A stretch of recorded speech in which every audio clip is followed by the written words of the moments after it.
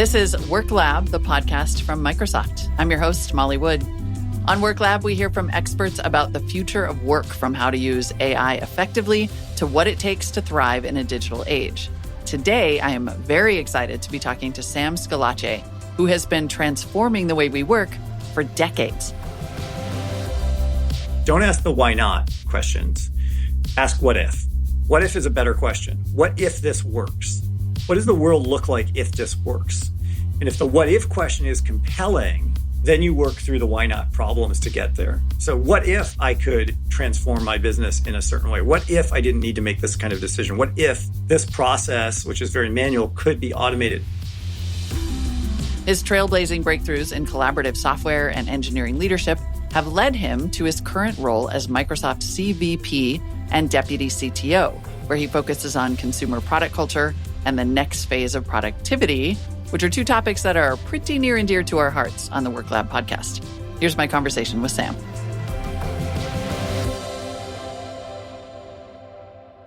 So lots of people are saying that AI tools like the Bing Chat chatbot, Microsoft 365 Copilot are game changers for how we work.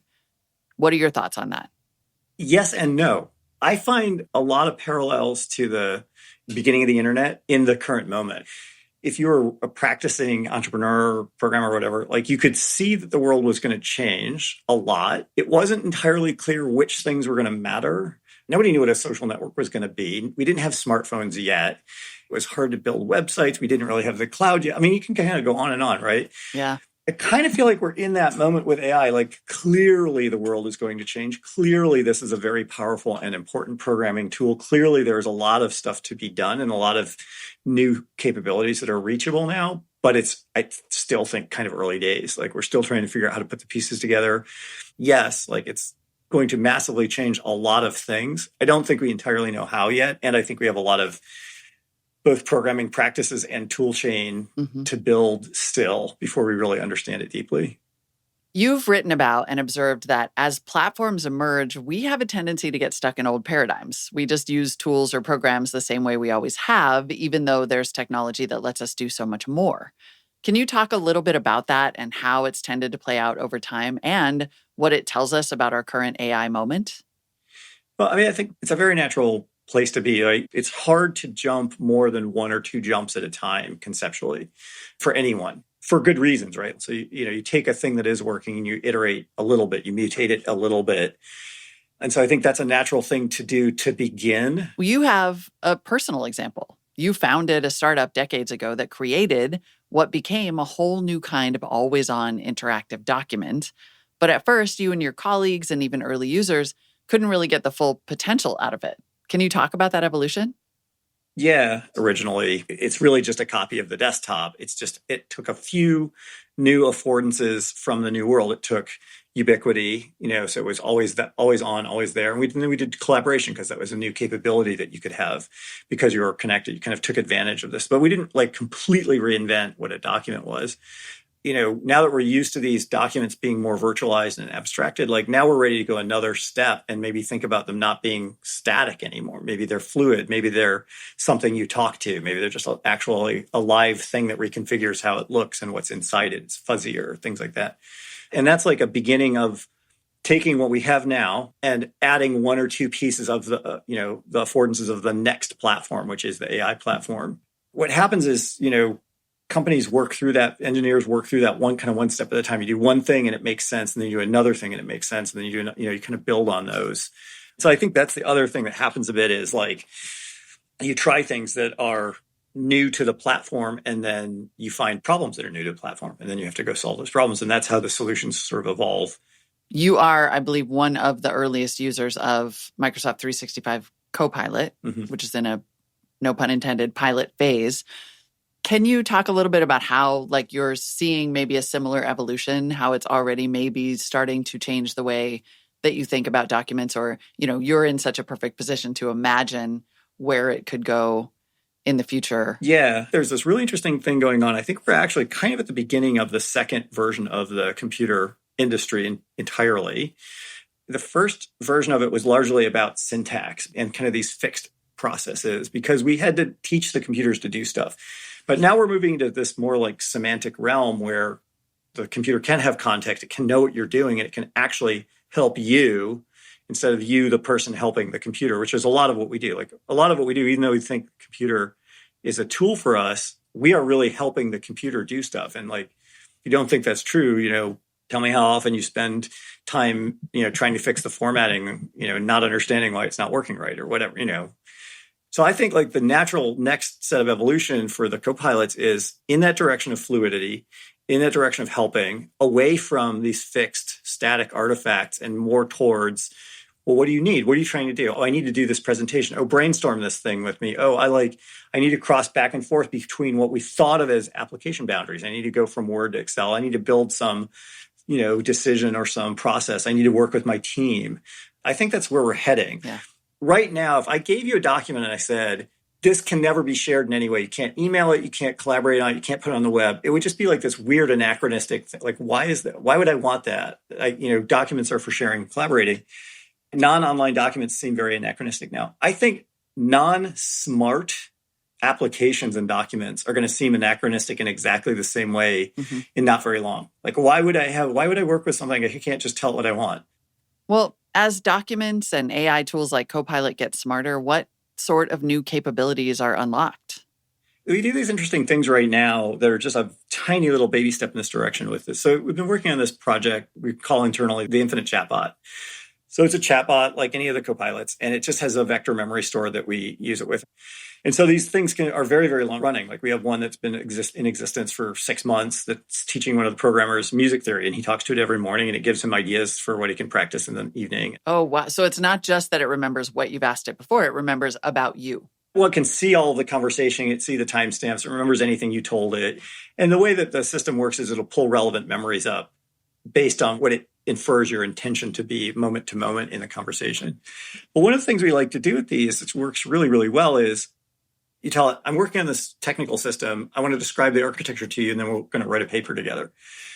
And so they'll interview you. You can set them up, you can control their personalities and their memories and stuff. And you set them up to be interviewers. And so they'll interview you. They'll talk to you and ask you questions about this technical system for a while. And that's, of course, recorded. It's got a chat history, so you can see all of it. But that chat history has populated that bot's memory. And so the next person can come in and just ask questions.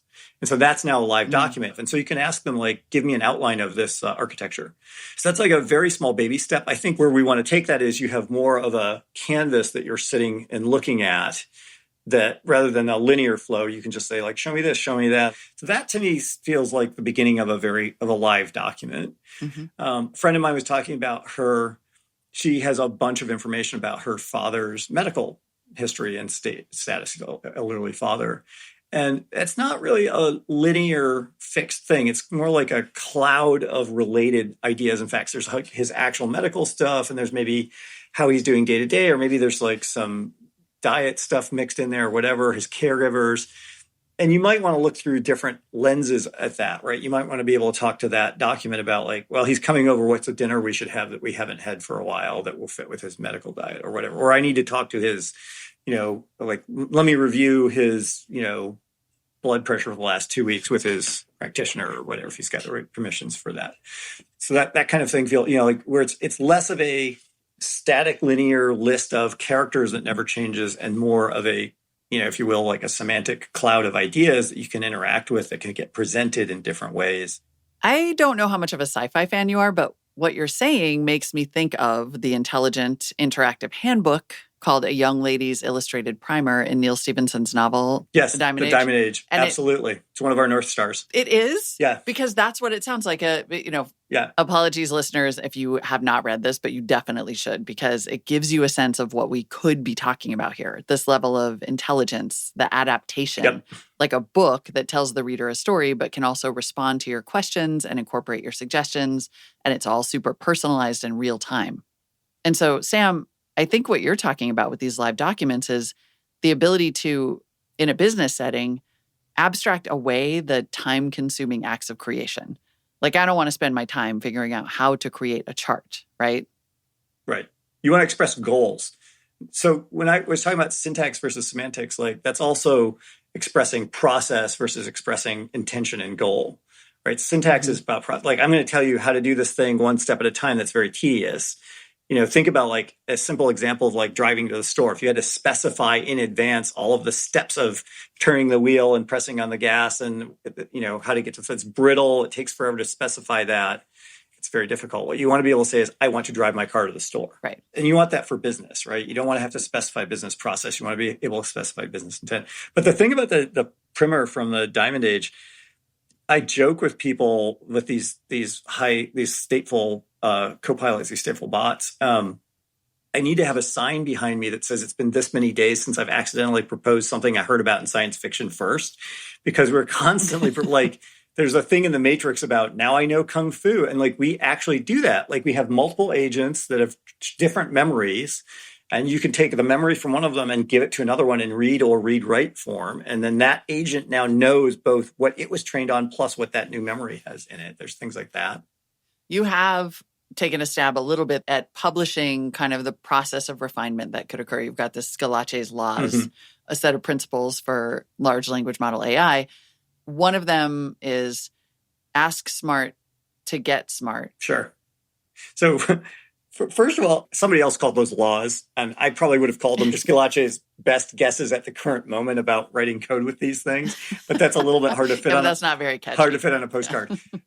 They're just things we have observed trying to build software in the early stages of this transformation. Ask smart to get smart. Like, one of the interesting things about these LLMs is they're big. It's big and high dimensional in a way that you're not used to. And so you might ask it a simple question like, oh, explain to me how a car works. And you'll get a simplified answer because it's sort of matching on that part of its very large space. And if you want to get a better answer out of it, you have to know how to ask a better question. Like, okay, explain to me the thermodynamics of internal combustion as opposed, as it relates to whatever. And I think that's an interesting hint in the direction of like what skills are going to be important in the AI age. I think, you need to be able to know enough to know what you don't know and to know how to interrogate something in a space that you're not familiar with to get more familiar with it.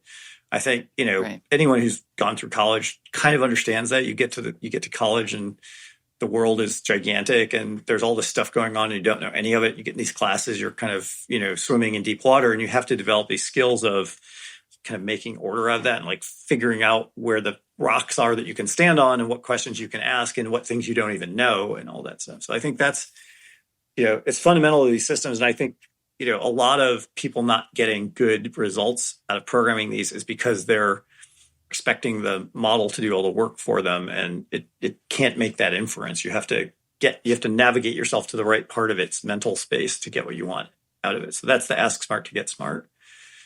I feel like that gets to a trust factor at work too, which is you want to believe that the employee who's interacting with this has asked 3 times. I'm actually a big fan of ask 3 times and then triangulate the answer from that in real life and when dealing with AI. But that in order to feel confident that the strategy you might be building on top of some of these agents is accurate. Yeah, I think there's lots of examples starting to emerge of, you need to have good critical thinking or mental hygiene skills for something like there's the example of the lawyer who got sanctioned. I think we all know about this, right? Like, so some lawyer used ChatGPT to file his case. It made up a bunch of cases. And so first of all, he didn't check, which was a mistake. Second of all, when the judge challenged him, he doubled down on it and, had it elaborate, which was also a mistake. It's like, that's a good counterexample of maybe putting too much trust and not using your critical thinking, right? Like, the systems aren't magic. Like, they're not, maybe they'll be magic eventually, but they're not magic yet.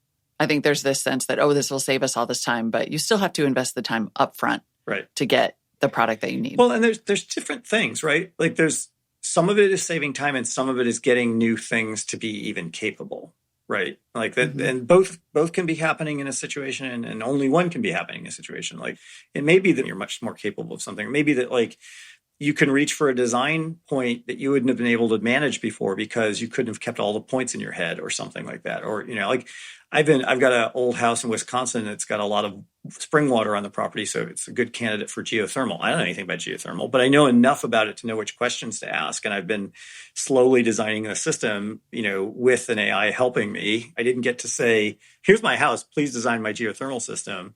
But I am getting to, like, explore this space and do this new capability.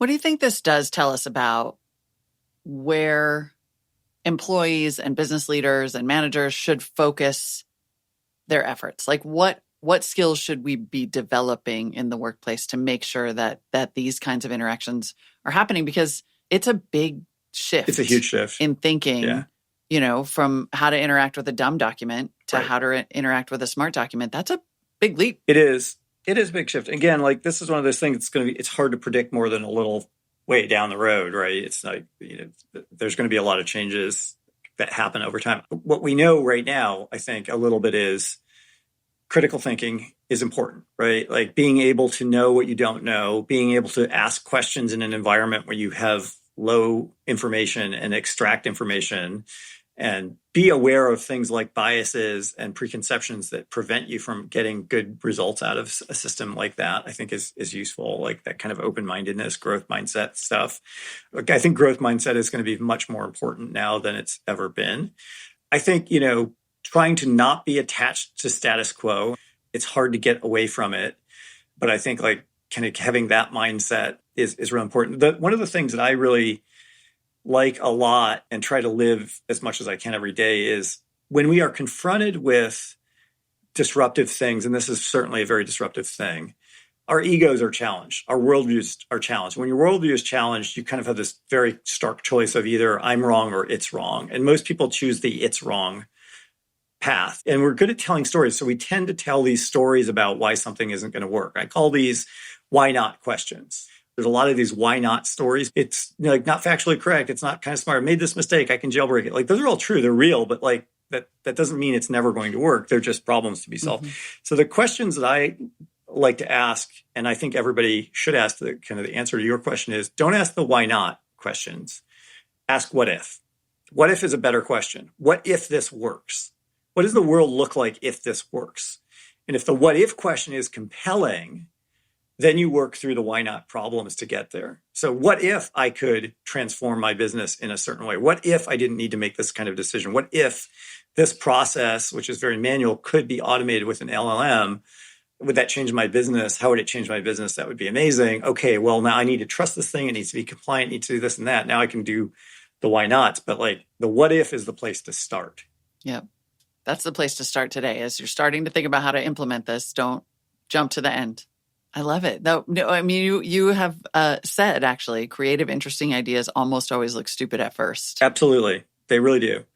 One of my flags is like, if people call it a toy, oh, that's a toy. Oh, that's never going to work. Or, whatever. That's always like, oh, that's interesting. Like, that's probably not a toy. Like anything people dismiss as being unrealistic or being a toy, like I'm almost always like, that's okay. I got to take a look at that. See like what's going on there. So big picture before I let you go, what mindset should business leaders have when they're looking ahead to a future with AI? There's not really much of a prize for being pessimistic and right. There's not much of a penalty for being optimistic and wrong. So like the real prize is in the corner of the box that's labeled optimistic and right. And the real penalty is pessimistic and wrong.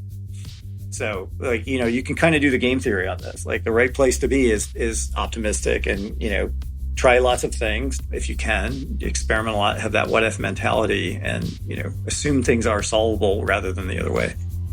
Sam, thank you so much for joining me. Thank you. Glad to be here. Thank you again to Sam Scalacci, CVP and Deputy CTO at Microsoft.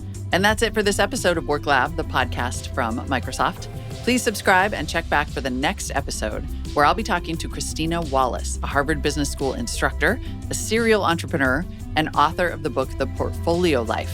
We'll talk about how leaders need to rethink skills and career growth in the age of AI. If you've got a question or a comment, please drop us an email at worklab@microsoft.com and check out Microsoft's Work Trend Indexes and the Work Lab digital publication, where you'll find all of our episodes along with thoughtful stories that explore how business leaders are thriving in today's digital world. You can find all of that at microsoft.com/worklab. As for this podcast, please rate us, leave a review, and follow us wherever you listen. It helps us out a ton.